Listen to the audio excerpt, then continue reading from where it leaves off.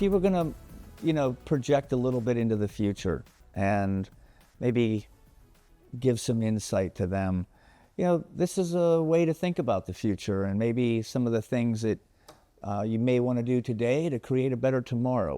What might something like that be? Well, you still have a lot of idealism, I would say, that for anyone that's in medicine, a humanist, in politics, et cetera, to try to make it better for everyone. Yes. I would say that the greatest problems that we still have are healthcare disparities. So we could celebrate maybe an Apple Watch or something that's so cool, or maybe a whole body MRI that can detect everything early. But the people that need it the most can't afford it. I see. So I would say my dream for the future of medicine is to level the playing field. And, maybe everyone can have access to ChatGPT.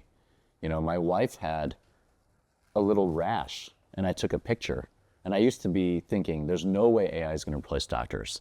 And Elon Musk has this whole thing where it says, nobody needs to go to medical school anymore. In 3 years, optimists will be better.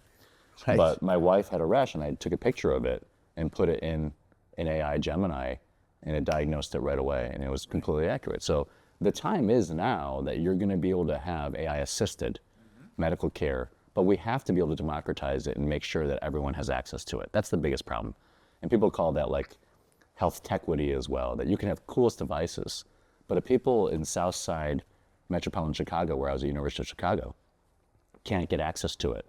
It can't just be for people that are, right, in the upper crust of things. And well, I think you're right, Dr. Tung, and I think if history does repeat, you'll find that in the early days, only the super wealthy had cars, right? And then along comes Henry Ford and he standardizes and mass produces and prices come way down, and then they figure out financing, and before you know it, there are millions and millions of cars on the road. Maybe we can achieve more of what you're talking about there in not too long a time. For more information on the innovations shaping our world, visit tomorrowsworldtoday.com, check out the Tomorrow's World Today Facebook and Instagram pages, or subscribe to our YouTube channel.